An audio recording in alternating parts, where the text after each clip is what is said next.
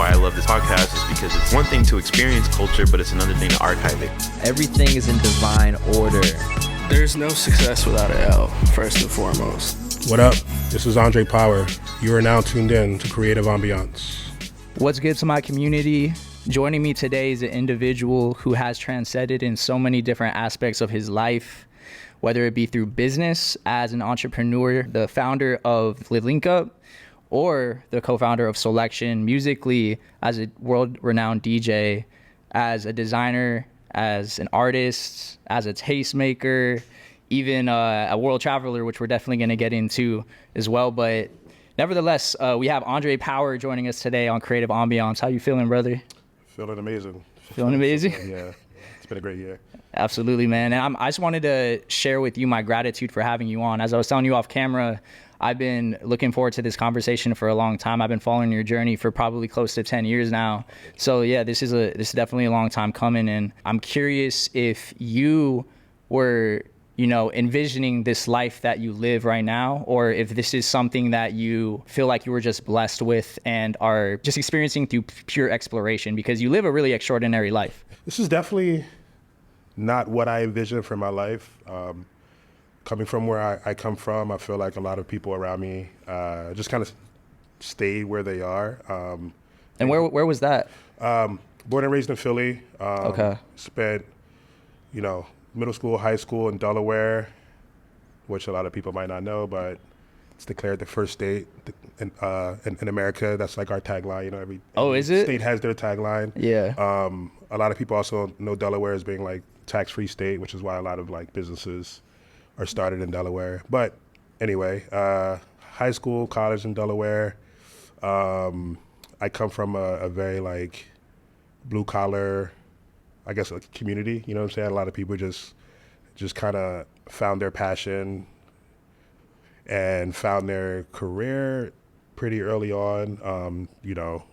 Went to college, graduated, kind of locked in that job, started the families. They still have their families.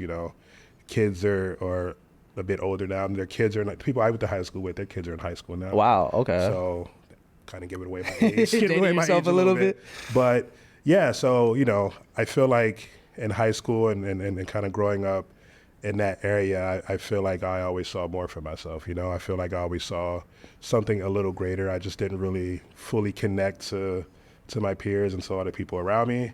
And I wasn't sure how I was going to get to where I wanted to get. I wasn't even sure where I was going. Did you see this life though? Like what the life that you're living is so, like I said, extraordinary. Like, yeah. Did you see this vision for yourself, or is this kind of evolved into what it is? Never saw the vision because, again, I didn't have anybody who was living There's nobody this way. doing this. Yeah, there was no one living this way around me. Like the only things I would see and the only people I would see living, I guess, sort of similar were the celebrities. You had the ball players. You had the rappers, the artists, the creatives, the singers, the musicians. They were the only people that were kind of living this lifestyle of like travel and just like all the finer things in life, So yeah, I didn't really have that around me when I was coming up, even a teenager, even like my early 20s. I didn't really see it. I didn't see it until I moved to California at the age of 26. 24, sorry. Moved 24. Here at the age of 24. And it wasn't until then I moved to San Diego. Yeah. And I started seeing and meeting a lot of people who just were living this amazing, creative, leisurely lifestyle, and they were successful, and they were able to survive off of art alone. They were able to live good off of art. They were able to travel, make their own schedule, kind of live however they wanted to live off of art, and off of being a creative. And that's when I just kind of, I kind of perked up, like, oh, wow, like there's this whole like lifestyle and there's this whole way I can live that I've never even known existed. Right. And I think that's what kind of inspired me and kind of pushed me to be like, cool, like now I kind of see it and now I want to get it, But even then, I didn't know how far it would take me, Yeah. Because when I first tapped into art, when I first started creating, I was painting. And to me, that felt like a very local thing, local and like domestic thing.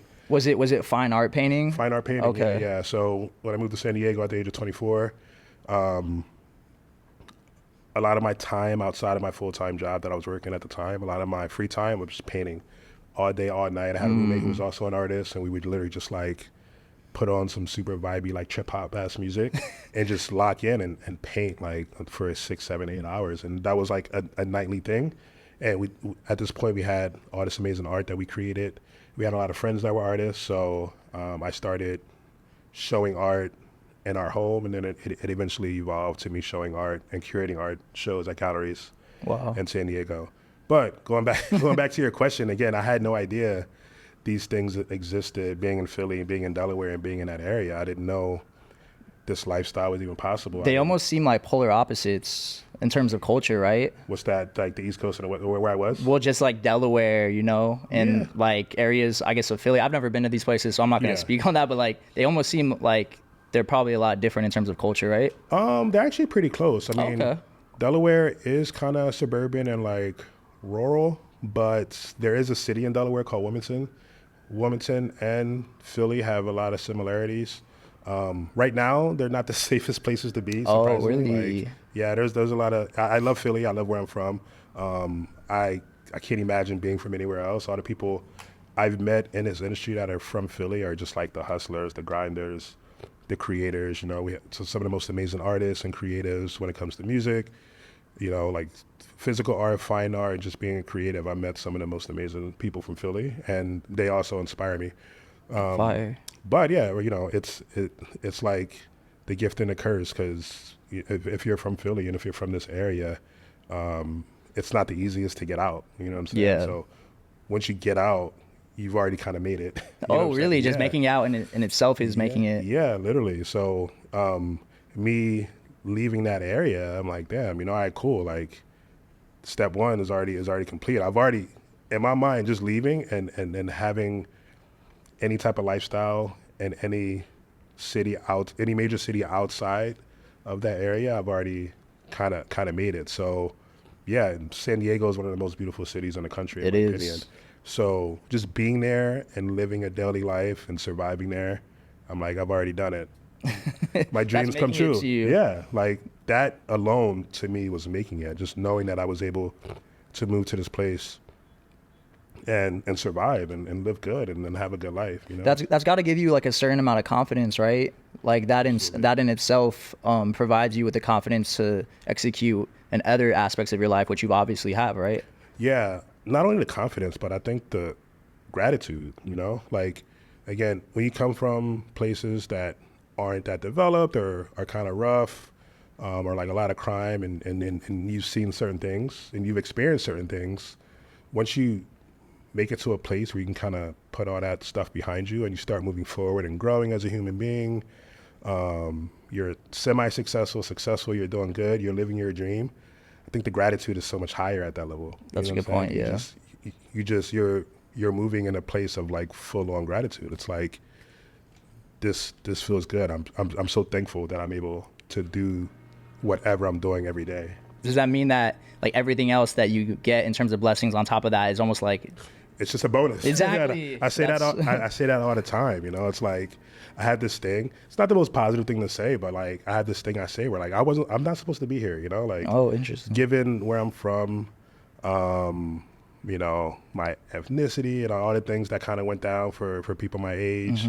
At that time, and yeah, you know, just like the streets. I wasn't fully tapped in. I wasn't fully in the streets, but like I've definitely been in situations where I almost didn't make it out. You know, like your environment was. I was, yeah. I would say I was for sure a product of my environment, and that's unfortunate, but it is what it is. I think all that kind of makes me the person that I am, and I use all of that as inspiration. Like to me, that all influences me doing what I do, which is why I feel like, on like a larger scale, on like a bigger picture type of thing, it's like I think people kind of feel that energy from me, which is why I feel like the people do support me. I treat everyone equal. I treat everyone as if they're family. Yes. Know? If you walk through the doors of Link Up or any event that I'm doing, I want you to feel like you're walking into my home. You know, I want you to feel like this is my crib, like whatever you need, I got you. Everybody, you know, like there's 1,000 people that come to Link Up. I want to be able to connect to everyone that wants to connect with me at some point, you know? Like I'm never about this, you know, higher profile, higher standard, whatever, like type of situation. I want everybody to feel like they can walk up to me and say what's up to me and greet me and have a conversation. Absolutely. Know? As somebody that, sorry to cut you off, but as somebody who's been to the Link Up events, I can, you know, say confidently that is the experience that people have, as well as the other events that you show.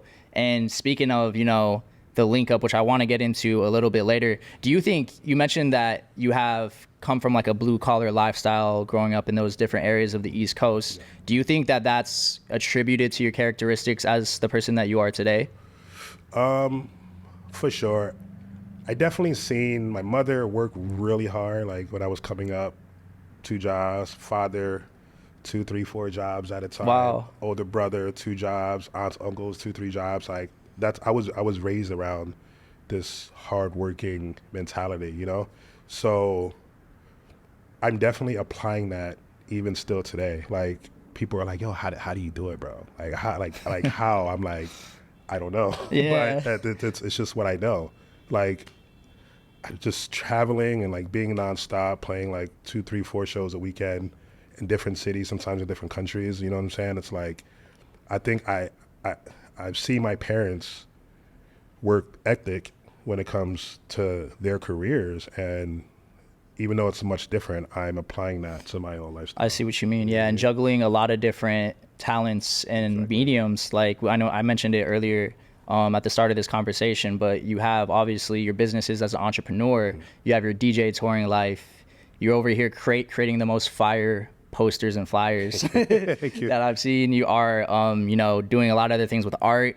So that makes sense. You know, a lot of that stuff isn't new to you in terms of juggling everything. And I want to get into that definitely a little bit later as well. But, you know, just recently you're coming off of what was one of your biggest performances of your career at the Boiler Room in London.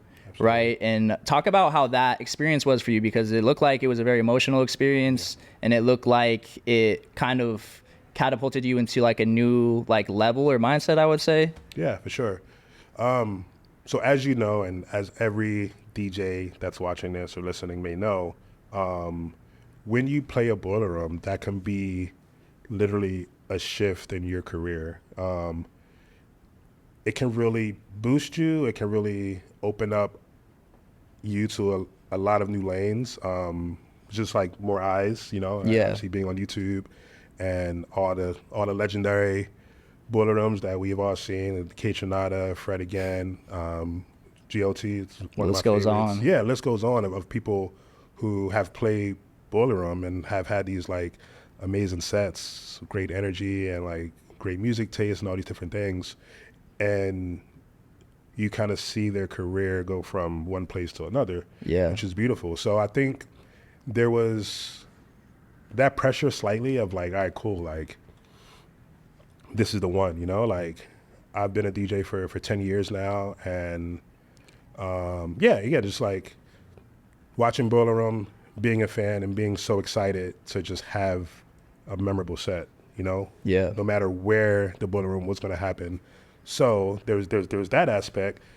There's another aspect of London being my favorite city to DJ in, hands down. And why is that?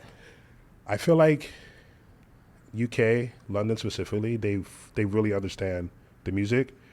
They're huge fans of music and art in general.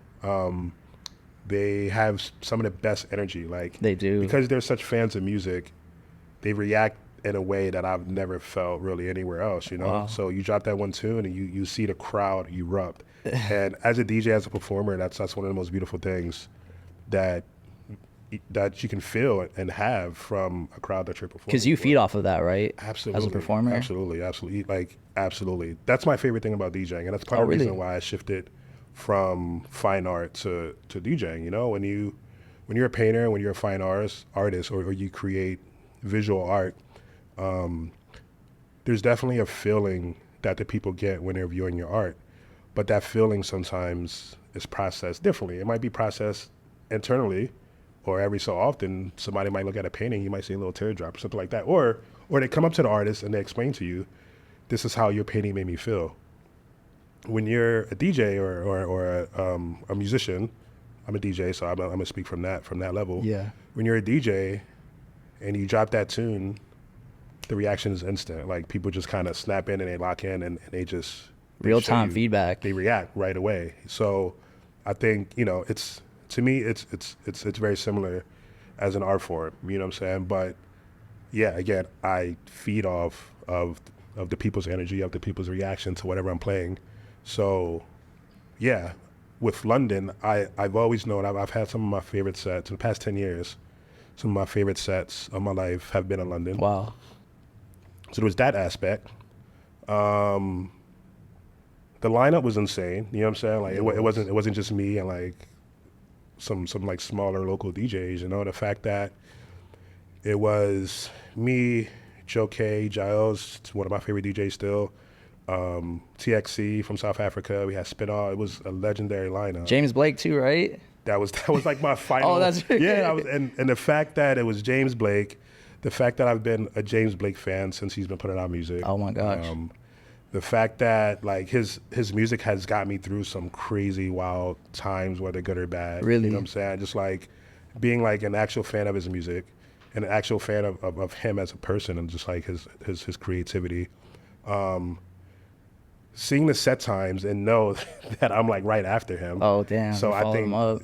that all kind of added to it. His last song that he performed, that he DJ'd, again, it was a DJ set. The last song that he DJ'd was also one of my favorite songs that he's ever put out, a song called Retrograde. Okay. So me waiting for my set, him playing this song, him just like stepping back and hearing the people sing, I'm just standing next to him. Literally, a teardrop came down. Really? I'm like, yo, this is insane. Look, 9,000 to 10,000 people just in the crowd, you know? So is it nervousness that you're feeling at this point, or is it excitement? What are the emotions that? All the above. All Okay. the above. You're nervous, you're excited, you're anxious, you're happy. I don't know. There's so many different feelings in this moment, you know? So again, there were a lot of different aspects of this Bull Room performance that made it special.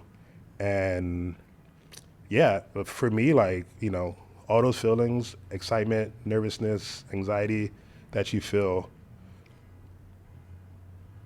once you play that first tune, it all kind of goes away. For me, at least, for me. Once I play that first tune of a DJ set, wherever I'm at, and no matter how nervous or how big it is, once I play that first tune, I black out. It's just Black I just out. black out. I'm like, and I lock in, and I'm just like, I kind of transform. Interesting. Like an alter ego almost? There's a book called Alter Ego that I started reading. I didn't finish, but Okay. it kind of speaks on that, you know, like some of our favorite people in sports, some of our favorite actors, some of our favorite musicians, they have alter egos, you know, like Beyonce has Sasha Fierce.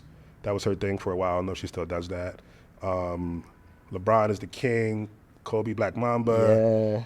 Yeah. I think Tyson had one, you know what I'm saying? But like sometimes people and creatives and these great individuals, sometimes they need that alter ego to kind of detach themselves from their real being, you know? So my last name isn't Power, you know what I'm saying? When I'm up on that stage, that's my alter ego. My alter ego is Andre Power, you know? Like growing up, I've always been like an introvert, mad chill, mad quiet. I'm still pretty chill. You are. I'm you have pretty a very chill. calm essence to you.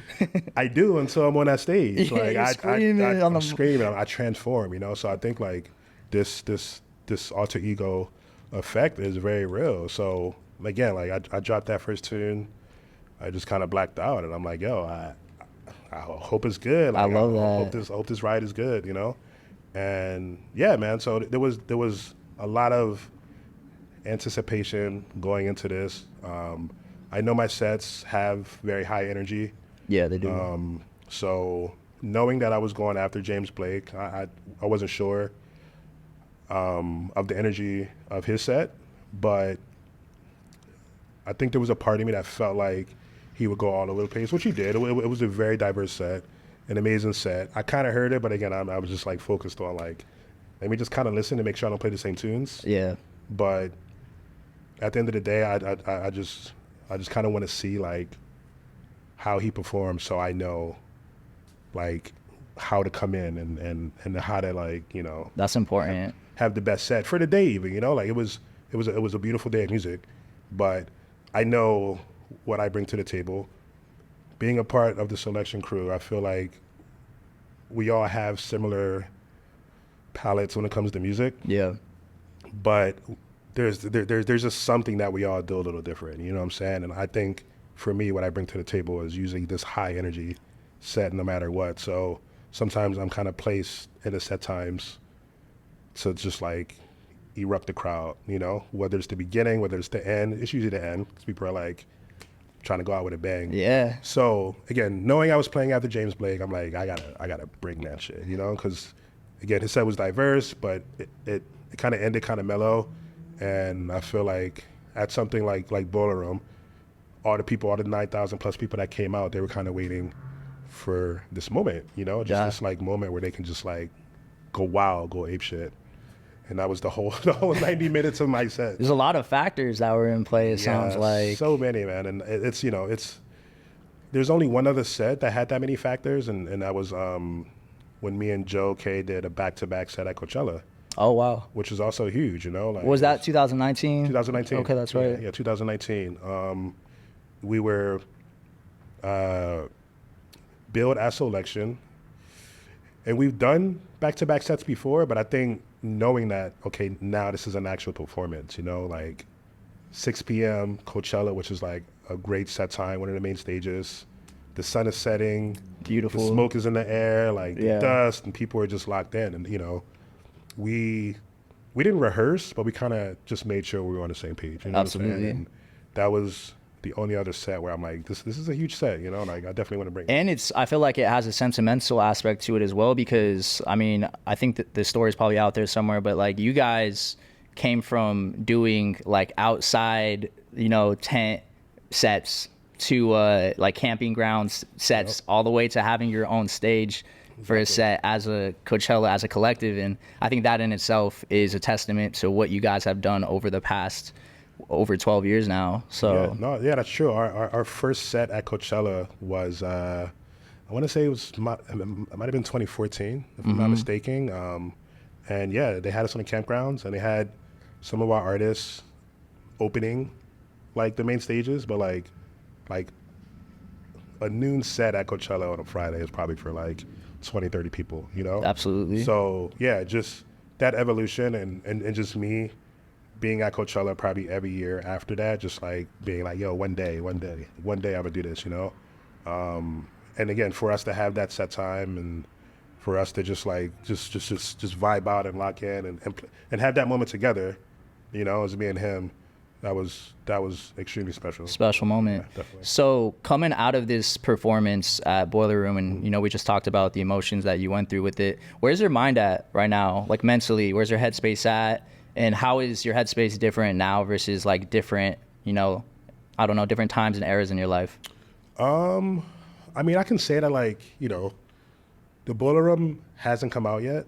I think it's scheduled to come out soon, or I don't know when this is gonna be up, but it hasn't come out yet. I think when that happens, things will shift. Again, I'm still like, people know who I am, you know what I'm saying? Absolutely. Like, people know who I am, but at a large scale, large level, there's still a lot of ground that I want to cover. So I feel like this will help me cover more ground. Like once this video goes live on YouTube, I feel like it will definitely help me cover more ground as far as people knowing who I am and knowing what I do and knowing how I perform. Yeah. I feel like there's a lot of people that have seen clips maybe on the Selection Instagram and Selection videos. There's a lot of people that follow me that kind of see clips and reels and TikToks of like me performing. But I think having a full 90-minute set on YouTube via Boiler Room is something that will shift my career in a way. You know, I'm maybe slightly, maybe drastic. Who knows? But I'm excited for people to finally be able to see me in my element and see how I perform.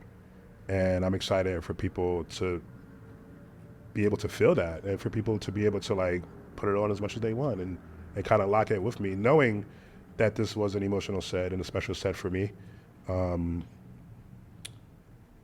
excited for people to just feel like they were there, and for all the people that were there to be able to relive this moment. I got some of the craziest DMs from people like, yo, that was Oh, wow. the best set I've seen in my life. Wow, that's Or, yo, like, yo, I've never seen anything like that. Or like people saying like, yo, you're a fucking alien. You know what I'm saying? Like, yo, like they're like people are just like, what, who are you? You know what I'm saying? So yeah, those messages, I never take that for granted. I never take anybody approaching me for granted, saying how much they love me or how much they love Selection or how much they love Link Up and how these events or whatever I've done or we've done together as a collective has changed their lives. Never take those moments for granted again, because it kind of goes back to me feeling like I'm not even supposed to be here. yeah. You know what I'm it's saying? fun. Like, so again, I feel like where I'm from and where I come from and the things I've seen, my gratitude for all these moments are just high. I'm not saying they're higher or lower than anybody else's, but they're high, man. It's just pure like love for all these moments. For sure. And with that said, what's most important to you right now in life, like just as a human being? The most important thing for me is and has been just leaving a legacy behind. We all kind of have, God willing, the same time on this earth. You know what I'm saying? So just like whether it's 30, 40, 50, 60, 70, 100 years, leaving something that will last forever. You know what I'm saying? Like I feel like Selection will be something that people remember until the end of time. You know what I'm saying? Like what we've done for music, what we've done for some of these cities like LA, New York, London, I think is something that will never be forgotten, you know? It's huge. Link Up, same thing. Like I'm on the process of making that something huge and something special. Another legacy you're leaving behind. Exactly. You know, just however long it lasts, people can look back and say like, yo, this was something special. You know? But aside from that, like my name alone, you know? That too. I want people to just look back and I want my name to carry on for however long. How do you want to be remembered? As a legend. Hey, say that then. As a legend. As a legend. As Okay. a legend. No, straight up, you know? No, it's just like, no, it's like to be, I want to be somebody who inspired the masses, somebody who influenced the masses, you know? Like, that's something that's important to me, you know? Because, like, again, being from where I'm from, I didn't have a lot of inspiration. I didn't have a lot of people that I could look up to and look at and say, I want to be like you, you know? So it wasn't until I moved to California and I had peers that were like that. I had peers that were doing cool things. I'm like, damn, like, I'm trying to do that one day, you know? And I feel like all the things these peers were doing were very reachable, you know? It wasn't too out of reach. So I too want to be that for youngins that are coming up, for my peers, for anyone to look at it and be like, yo, like, that shit's inspiring to me. Like I wanna eventually be doing what you're doing, or I want to do it better, or I want to do it in my own way. I want to see the places you've seen. I want to eat the foods you've eaten. I want to hear the music that you hear. You know what I'm saying? Like I want people to be inspired from all these things that I kind of live and do, and know that it's possible for them too. Know that it's possible. Because that's why I love things like this, like conversations like this, because it's important. A lot of people probably didn't know a lot of these things about you, you know what I mean? Just coming up from how you came up. And I feel like this story is just important as the accolades of what you're doing, because it provides that representation for people to know that if they had a similar come up to you, whether it was from where you grew up, whether it was from a similar journey that they had, it's like, look at Andre, look what he's doing at the level that he's doing it now, which is a very high level. And speaking on the link up, which you just touched on, you just celebrated your 2nd year anniversary with that. So I want to take it back to when you first started the link up. Could you speak on a little bit about how the concept of the link up even started? Yeah, of course. So I started Link Up in June 2021. It was simple. It was like, it was like the time where the COVID, like I guess the pandemic, like coming out of the pandemic. Yeah. It was like the tail end of the pandemic. So you still had to wear masks indoors, you know. But if if you were outdoors, if it was an outdoor party, you didn't have to wear masks. A lot of my favorite outdoor parties weren't happening at the time, and I just felt this collective energy that people wanted to be back outside, and people wanted to party, and people wanted to be together. So there's a bar in my neighborhood called Johnny's in West Adams. I live like a block away from there, and a close friend of mine who also happened to be my neighbor at the time, he was doing a lot of the like management there, like a lot of the creative direction for the bar. So he reached out to me, was like, hey, I want you to come in and check out this bar. It might be cool for you to throw a party in the future. I was like, yeah, cool. Like, I'll come check it out. And I walked over, I saw it, I was like, this is actually a vibe. This is actually a really cool ass sexy spot. Like, let's do it, you know? He was like, cool, when? I was like, next weekend. If the schedule's open, why not, you know? Yeah. So, yeah, like, we kind of chatted about it a little bit. I sent him a few names and concepts. You know, I forgot the other options, but yeah, it was like, yo, link up. Let's just like, it's a place for people to link up. Let's just call it link up. He was like, yo, that sounds fly. Let's do it. So the first one was a free party. And it was literally like, yo, I think I posted the flyer the day of. Oh, wow. Yeah. So no lead up time. No lead up time. Because again, it was a weird time. I wasn't sure how everybody felt about parties happening at the tail end of the pandemic. Yeah. So I didn't want to give people too much time to like talk shit and be angry at me. You know what I'm saying? It was a sensitive time. Yeah. Yeah. Plus it's like, yo, I know how my community like kind of reacts to events, especially free events. It's always been like this. Whenever I do a free event, like the whole city might come out. That's something that could possibly happen. So I'm like, yo, the spot on your holds maybe like 300 to 400 people. I don't want to post something and 1,000 people pull up, you know, because that wouldn't be safe or comfortable for anybody. For sure. So let me wait till maybe like 5 or 6 hours before the event's supposed to start.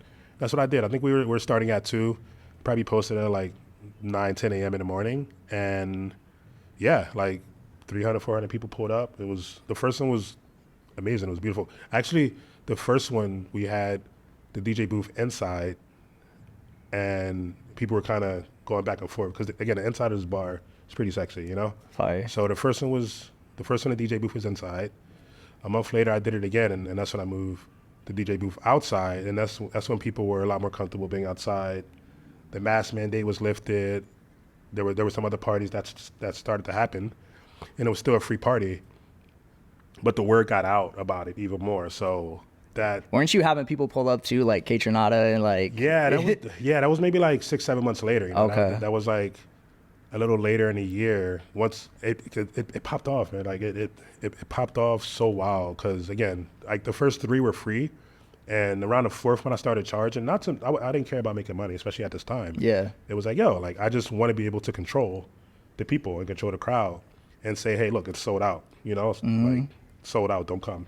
Straight up. So once we sell 300 tickets, sold out, don't bother coming. People will still come and wait outside and try to get in, you know? Yeah. So, yeah, man, like, I mean, it just got bigger and bigger and bigger. Again, the spot held like maybe 300, 400 people out on the patio, and I feel like I noticed the success of it because it was selling out faster. You know what I'm saying? Yeah. Like it went from selling out in like 8 hours to selling out in 4 hours. Oh shit! To selling out in like 10 minutes. Like I would post it up, and it would literally sell out right away. So it outgrew that location then? Or yes and no. I don't want to get too much into what happened with them, but okay. It was like something with like permits.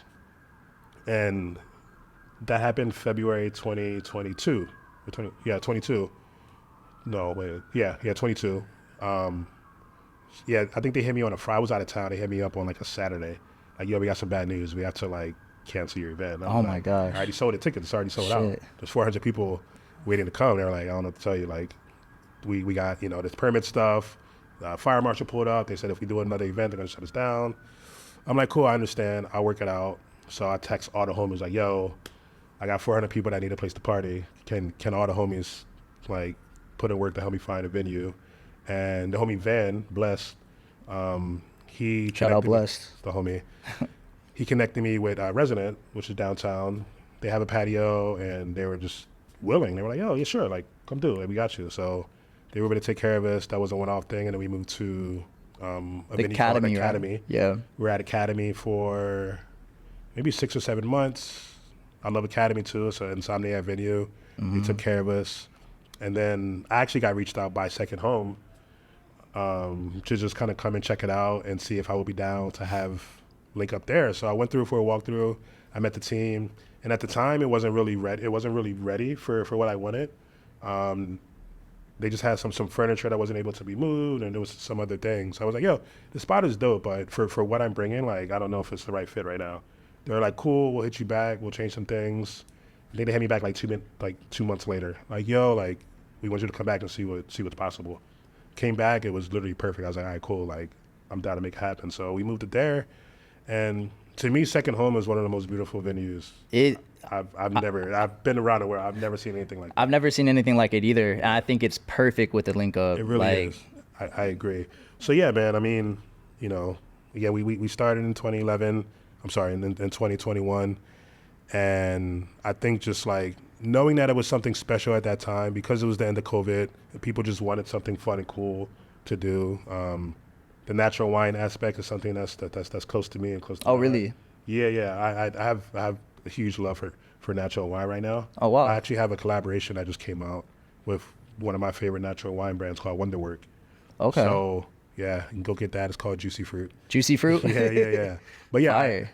the whole like concept of natural wine I'm really into, and I feel like it's something that's like a cool like mature twist to add to a party. Yeah, a day party at that. A day party, yeah. So natural wine, the food.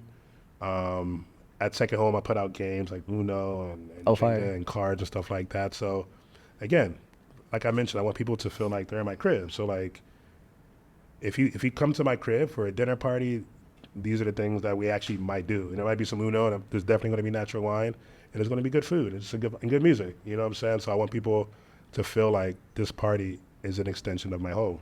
That's always been the case with whatever I do. But if it says Andre Power Presents, I want you to know that I really... That's what you can expect from it. Exactly. I mean, it took a lot of time. you've cultivated what is, and I'm not going to say one of it is, I think is the best day party in Los Angeles, maybe even the country, right? And a few words that come to mind when I think about the link up is expression, connectivity, intimacy, community, you know what I mean? So what are some of the words that come to mind for you when you think about the link up and just what you created? Yeah. I think like inclusive. Yes. Like for sure. I'm very welcoming, and I want everyone to walk through the door to feel safe. And then just to feel comfortable, you know? Comfort for sure. Like comfort. I think it's every link up is some of the most stylish people I've ever seen. Like people Fits are literally crazy. come out with the fits. I love that. Yeah, man, you know, just to name a few. So again, I want people to know and feel like they're walking into my home for 6, 7, 8 hours. And the energy that you bring to your sets, I feel like translates into this event as well because everybody's dancing. The energy is top tier. Also, that photo booth company, crazy. That's probably why people bring out their best fits because like they get some fire content from it. They get the headshots for sure. Yeah. Shout out the Lounge Booth. Shout out. Yeah, I met the homie Leo years ago. He's a great photographer, and when he started his company called the Lounge Booth, he reached out to me with a concept and said, "Hey, this is my new venture. If you guys are ever down to have it." I was like, bro, bring it. It sounds genius. Like, are you serious? You want to bring the whole photo Concept studio? is so dope. It's a straight photo studio. I'm like, are you sure you want to?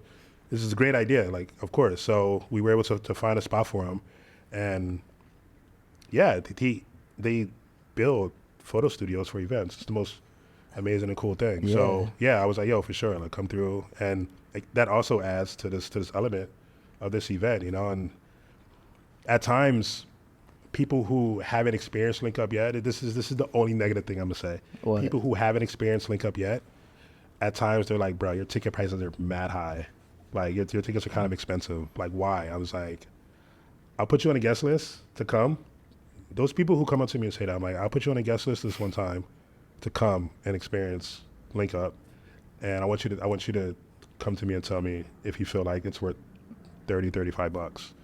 They literally have the time. They have the time of their lives. You know what I'm saying? Absolutely. It's kind of tough to explain that to people if they haven't been, you know, because Absolutely. there's a lot that goes into each event, you know, like everybody, I take care of everybody. The Like, staff. The staff, the sound we have to bring in, the lounge booth, they have to, it's just time, it's energy, and it's love put into it, you know. If I could charge $10 or make it free, I would, which I might eventually, you know, who knows? Yeah. But yeah, there's a lot of time, energy, and love that's put into this event. So for the people who ask, like, yo, like, why are tickets so expensive? It's like, yo, this is a whole experience. It's almost like a mini festival. It is. Yeah, well worth it. And it's like from 1 p.m. to like, I don't know, 2 to 9. Yeah, like late at Sometimes go night. later if it's popping.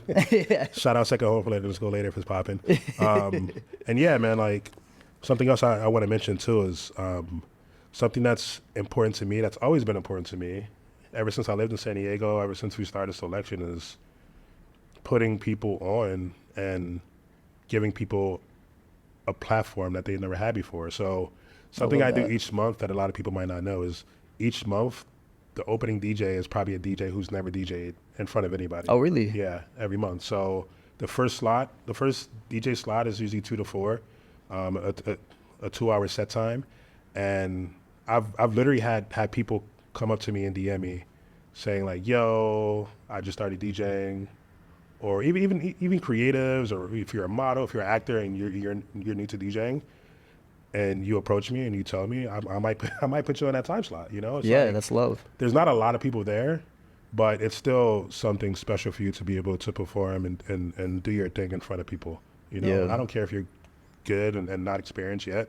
It is what it is. Like, I think that's the perfect time slot. So whoever has that first or second time slot at Link Up, they're probably new to DJing or probably just getting their feet wet. That's one thing. That's interesting. Well, if you're listening to this, you should pull up and support then Absolutely. the early DJs. Absolutely. And then the second thing is there's so many DJs in the city.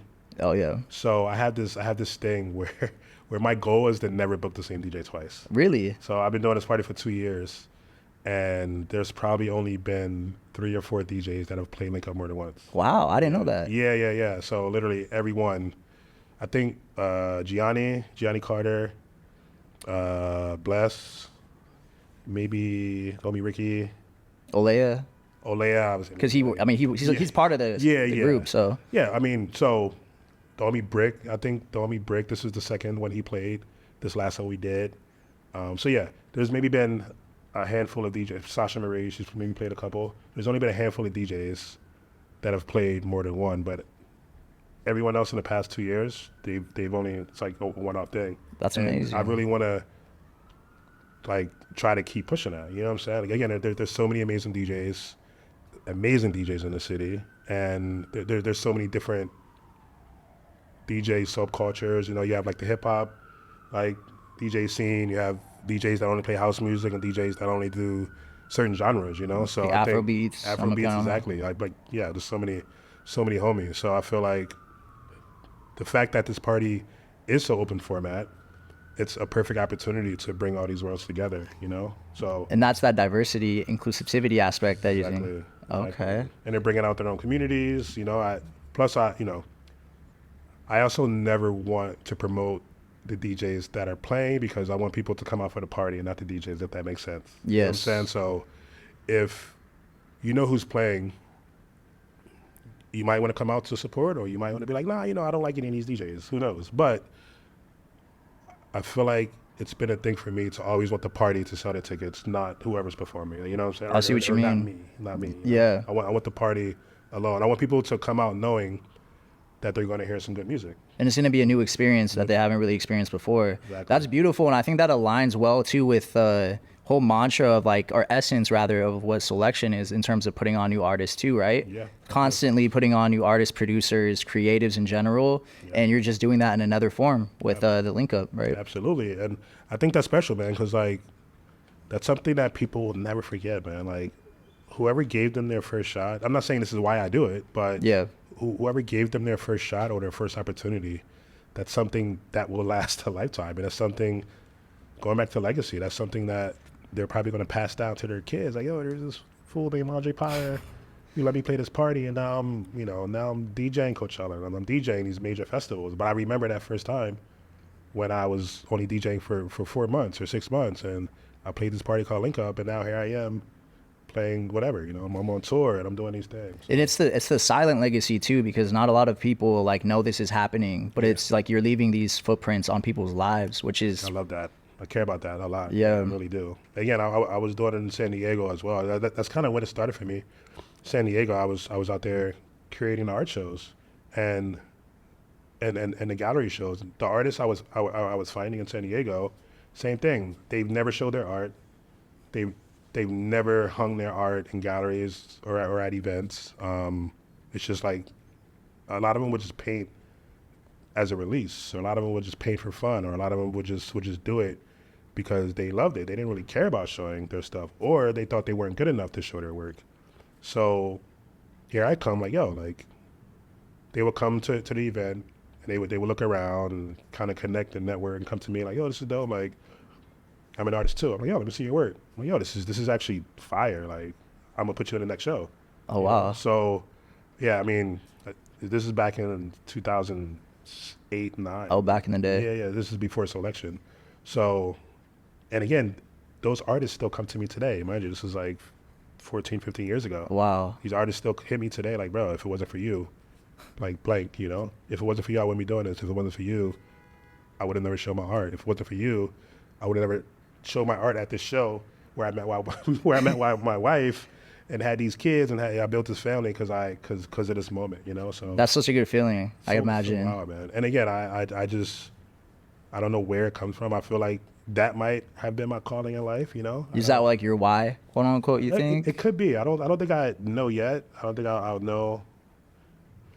Right? Yeah, I don't know if I know or when I'll know, but that could be it. Well, I mean, and just in terms of like, I guess the way the universe works, like you mentioned, you're so grateful for just having made it out of where you made it out of, and you've been blessed with so many great opportunities and achievements in your life, and a lot of it is earned. You know what I mean? And I feel like you doing this for other people and you doing this out of the kindness of your heart is probably a big attribute to why, it's received to you as well. Would you agree? Yeah.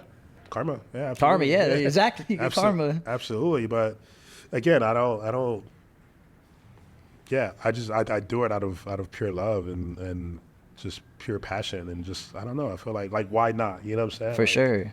Life is too short, and like you just never know. So I'm like, if I'm able to help someone and they're not coming to me looking for a handout, because I feel like once people start realizing like, all right, cool, he's the plug to get to where I need to get to, so I'm going to try to use that. That's when I kind of like have to take a step back from those individuals, which is unfortunate, but they exist. Like disingenuous. Exactly. Okay. Like there's a lot of people who just try to skip ahead, and that's something that I don't really believe in, and I don't really co-sign. Is like you should start from the bottom, and you should be able, or you should want to go through the whole process of learning and the ups and the downs of whatever your career is. You should never want to skip to the finish line because you're missing so much. Crucial steps. So many crucial steps. So there's a lot of people, every so often there's someone who might reach out, or there's someone that might come into my life and you can feel that it's not genuine and that it's not from the heart, because they're trying to use and abuse the power, no pun, the power that I have and the things that I do, and them knowing how giving I am and how giving I can be. Because it's easy to take advantage of. So easy. So, once upon a time, I didn't care about any of that, but it wasn't until like I started realizing there are people out here like that.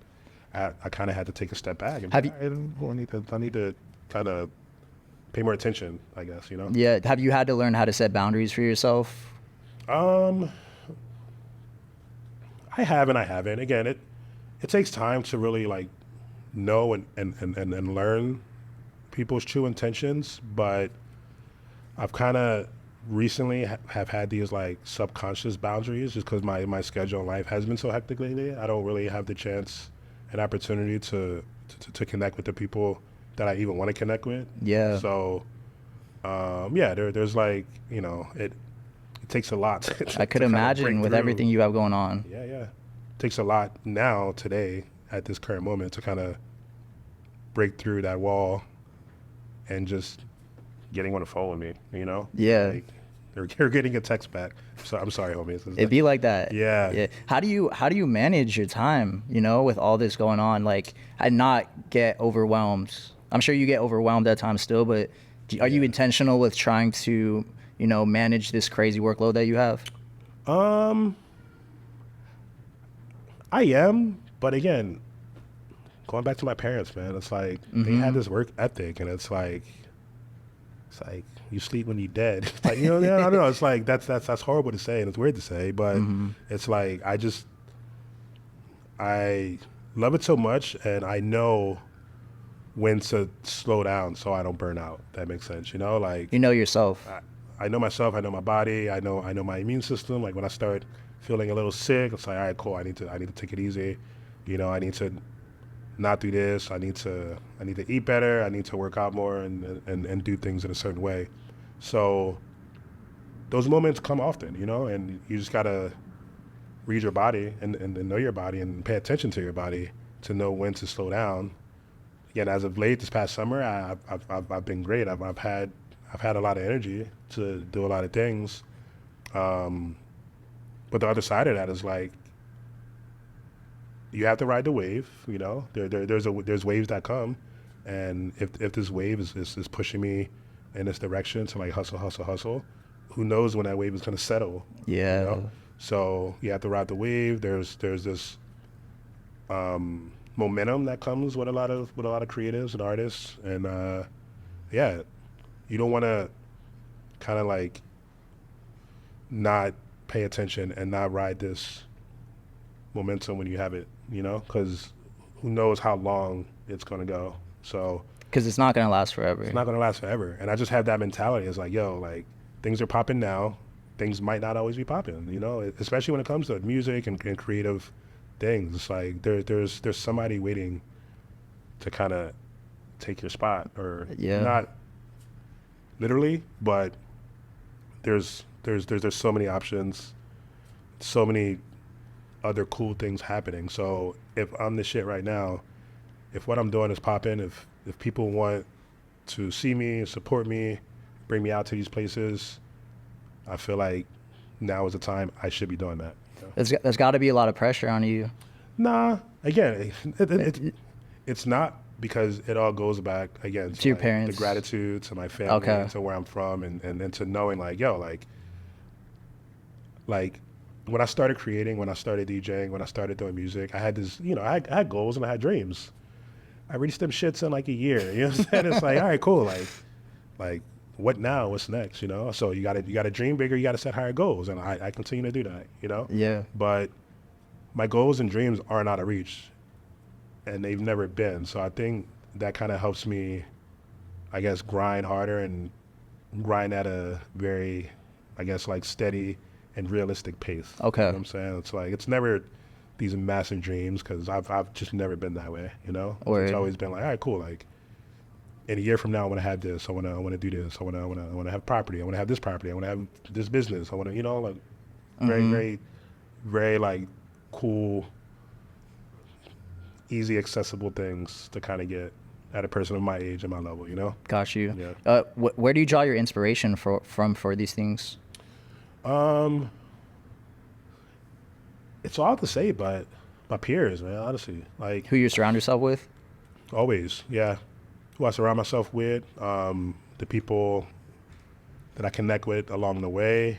I feel like everyone around me, they're all doing amazing things in their own lane, and yeah, it's something amazing and beautiful to see, Yeah.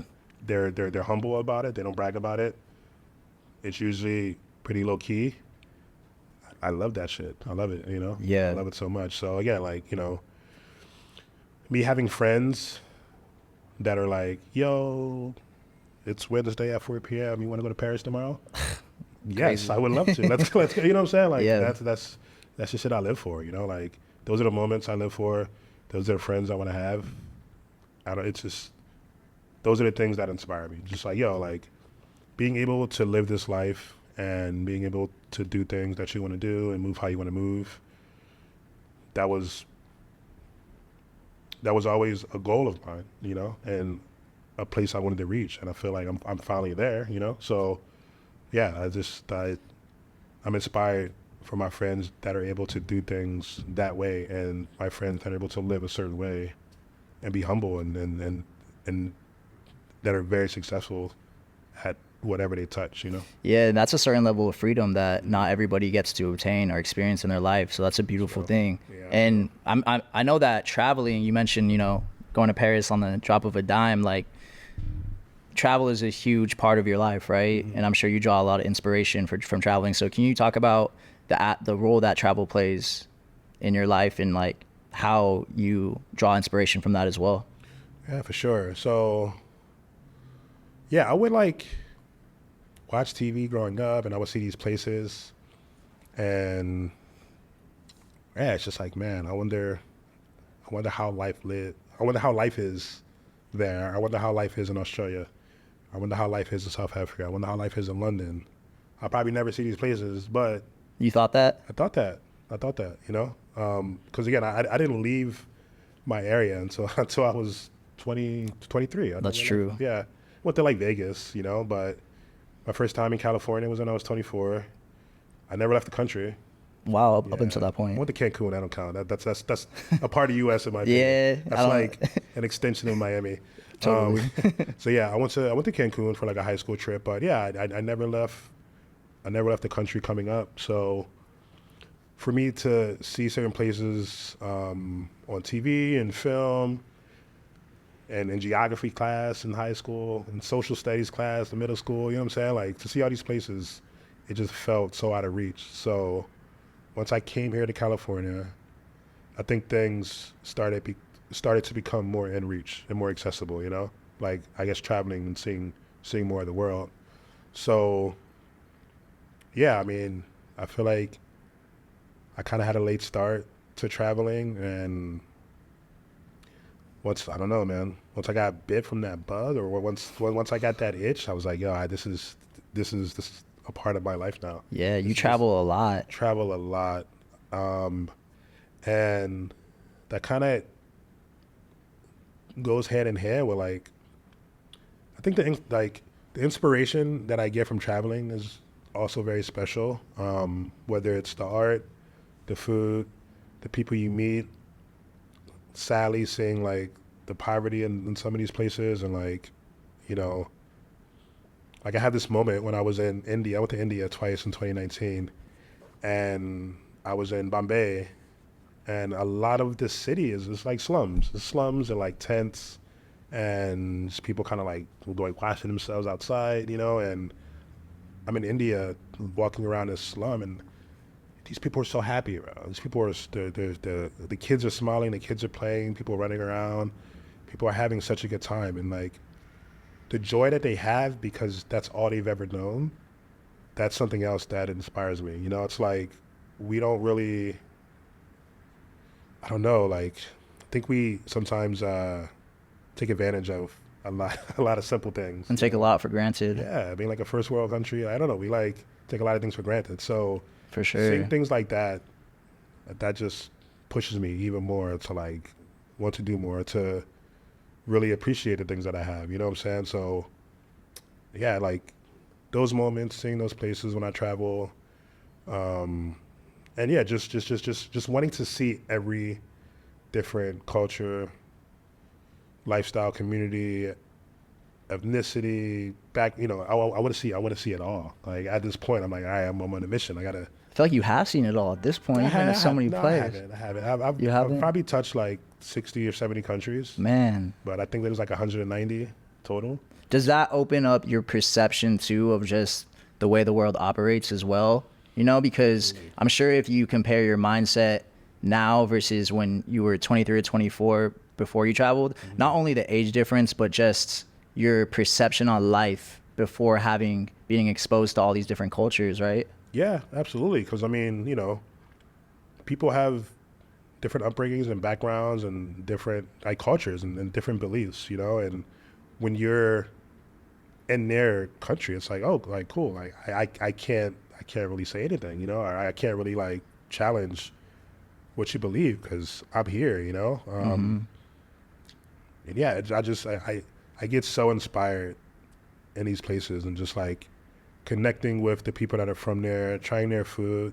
They're taking me to their mama's house, to their grandmama's house. Oh, wow. Like, yo, like, try this like whatever this historic or like this Indonesian dish that was passed down from generation to generation. And I'm like, yeah, cool. I'll I'll try your cow braid. Cow braid. Yeah, you know what I'm saying? Like I've done it. But yeah, it's just again, I that's something that I kind of feed off, and once I started doing it, I wasn't able to stop, because again, like around the time I first moved to California, and once we started touring as Selection around the globe, I'm like, yo, I want that. So I wasn't a DJ at the beginning, actually. Oh, really? When we first started Selection, I wasn't a DJ till maybe like 2 or 3 years after we started Selection. Oh, wow. So a lot of the boys were touring without me. I'm like, damn, I want that, You want to be a part of that. I want to be a part of that.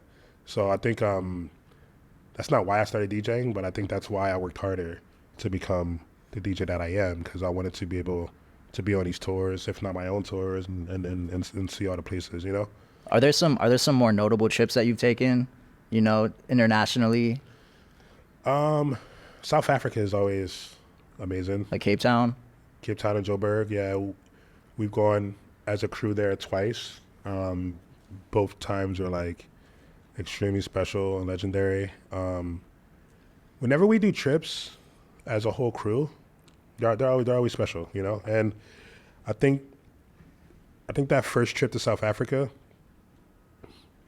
as Selection, because we had a stage at a festival called Rockin' the Daisies. Yeah.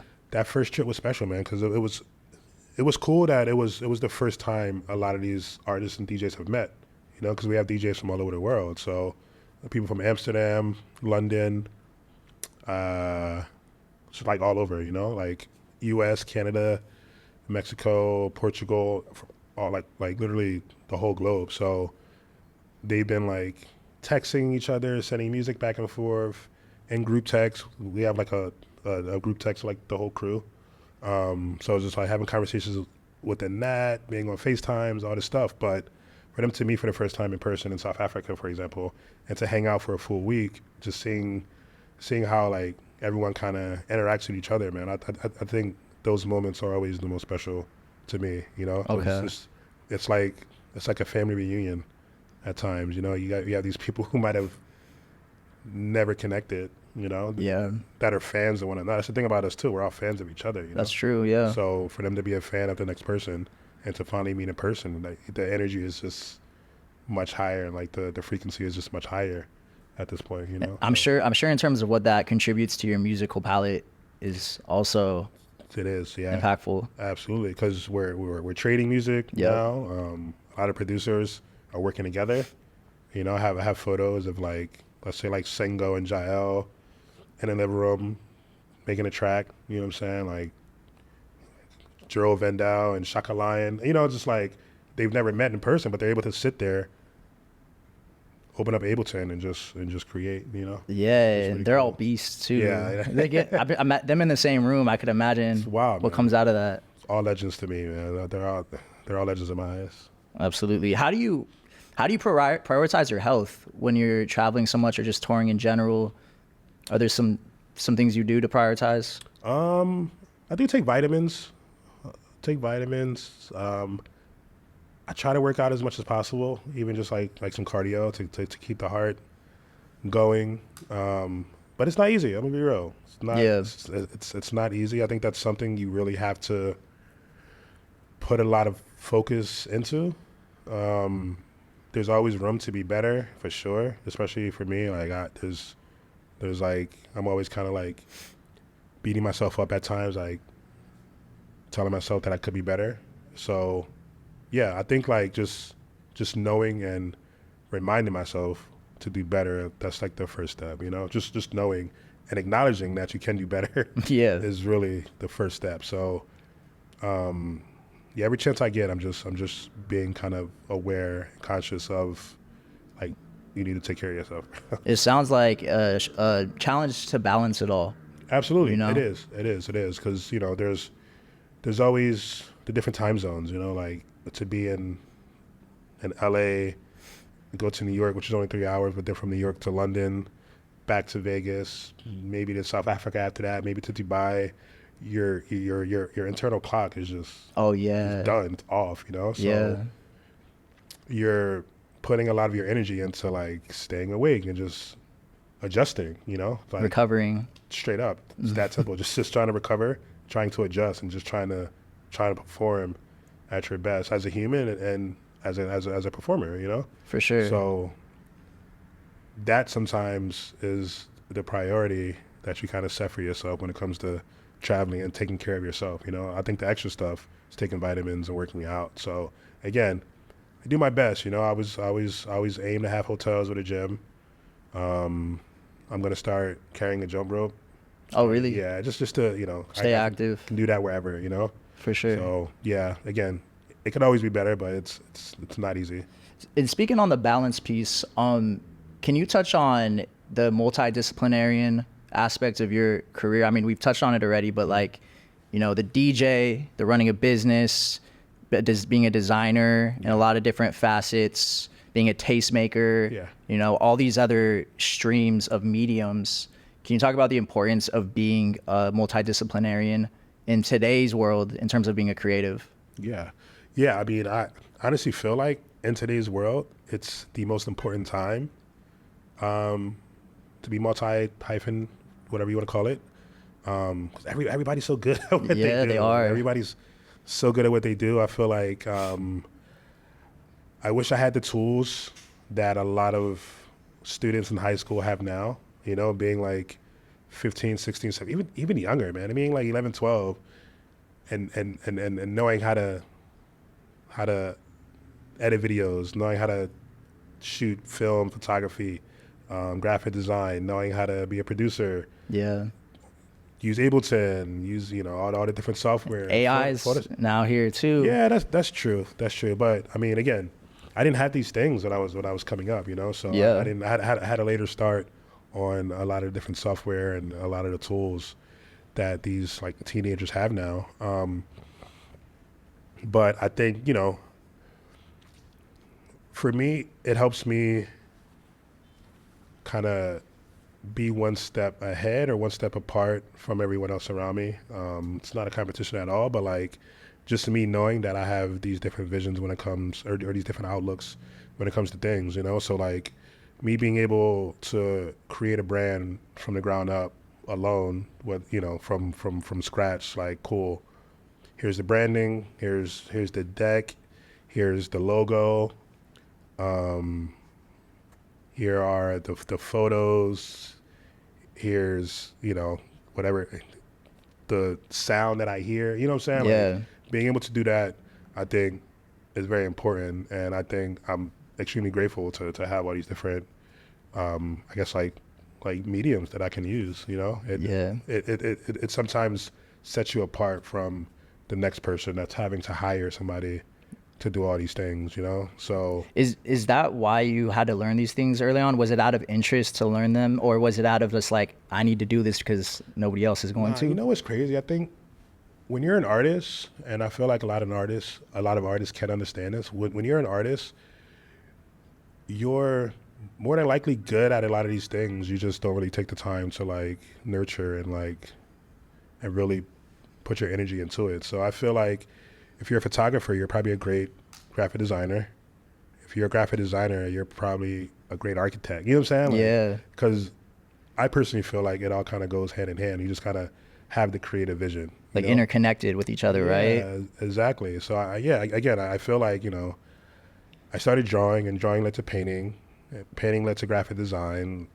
I feel like I dabble in photography. I would never call myself a photographer. I would never call myself a lot of things, but because I dabble in these things, like, yeah, this is what I enjoy. It's fun to me, you know. It's fun to me, and if I can use this for my own personal, I guess, branding and my own personal career, then why not? But I personally feel like most artists are great at a lot of different things. They just haven't really taken the time and energy to put into trying these other things, you know? Yeah, and I feel like you mentioned this earlier, back when you were just drawing or painting or being in the fine arts industry, you were inspired by the music back then. Yeah. And what you're doing now, like I touched on the flyers that you make and the posters and the graphic design. I feel like the designs look how the music feels or how the events, you know what I mean, are in terms of the ambiance and the environment that's there. Yeah. And I remember Sasha Marie, shout out to Sasha Marie, talked about this on the show. She just talked about the importance of that, you know what I mean? That you want to create something that sounds like that looks like the music sounds, right? Absolutely.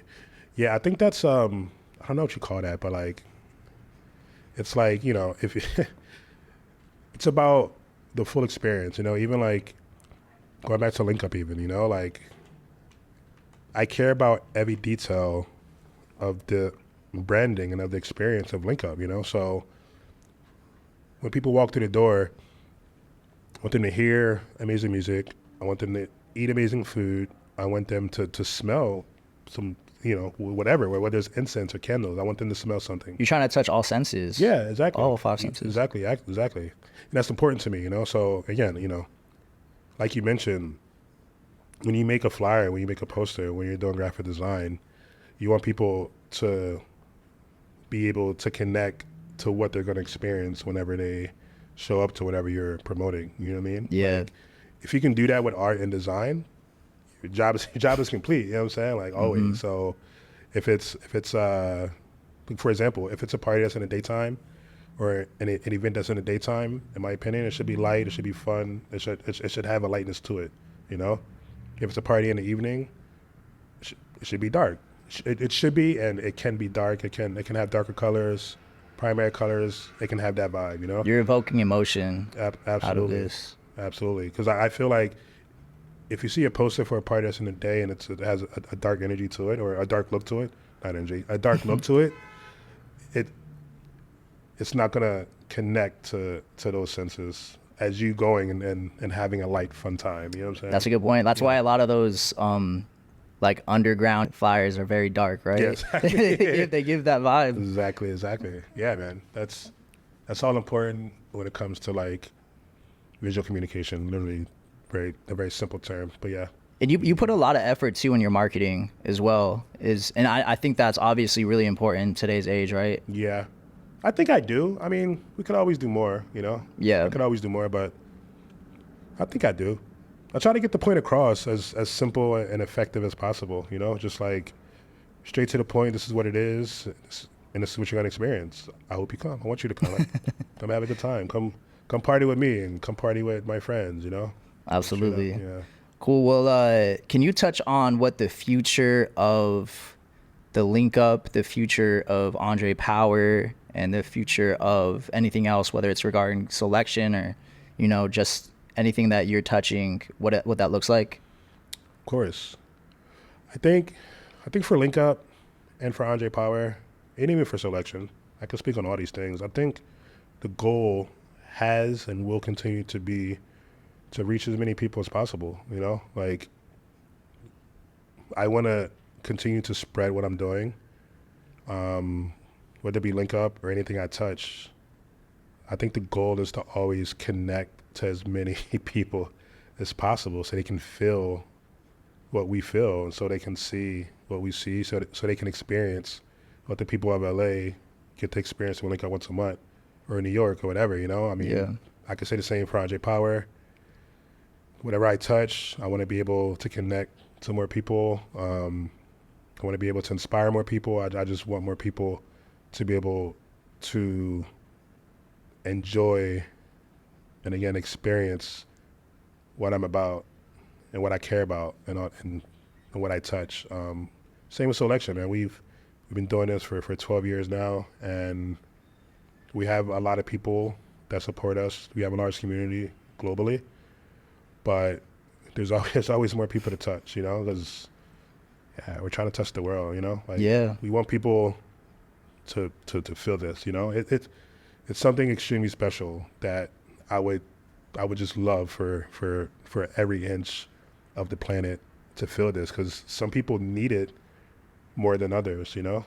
Some people need the music more than others. Some people need these events like Link Up, community more than other, you know. Like, these things might seem simple and small to us at times, but you might be saving a life, you know. That's very true. Literally, you might be saving a life with an event, with a party, with a DJ set, with a mix, with an album that Selection puts out. You literally might be saving somebody's life. Somebody could be on the edge of something, and somebody could be the most depressed they've ever been, and your art and something you've created can literally take them out of that place and put them in a better mood. We've heard it all the time. Like, we've traveled the world, and I've traveled the world even at Selection. Like, we've been around, and we've had the people come up to us and say, like, your music saved my life. Wow. Like, straight up. Like, there's been comments, there's been letters, there's been emails. Like, I was at the darkest point of my life, and what you've done, or your event, or this album, or this mix, or everything that you do, it inspired me, and it brought me out of this dark place. So I think that's my goal, to reach more of these people who might need that experience or that music more than somebody else who's just going out to have a good time, you know? Yeah, absolutely. And it's been amazing to see from the audience perspective all three of these aspects, whether it's your personal career, whether it's Selection, whether it's the Link Up, have seen consistent elevation and consistent growth, you know, and I don't see that slowing down anytime soon.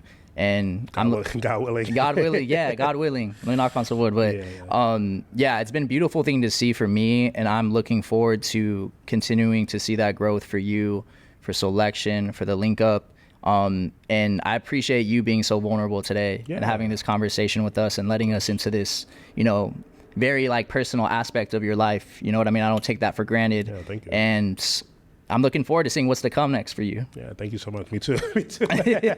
Me too, man. It's been a wild road. It's been a wild journey. And again, like I feel like my gratitude is so high.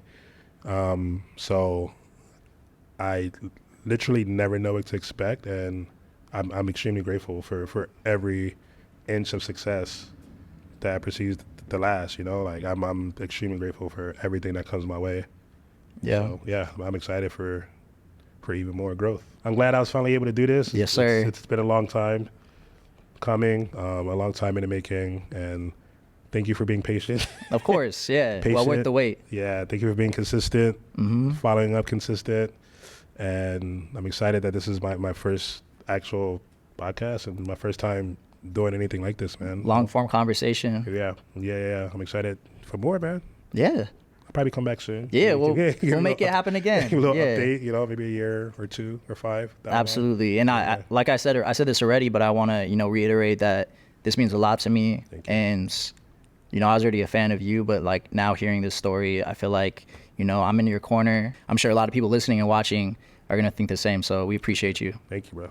Absolutely. Well, from Creative Ambiance, this is Levi, Andre Power checking out. We'll catch you next time. Peace.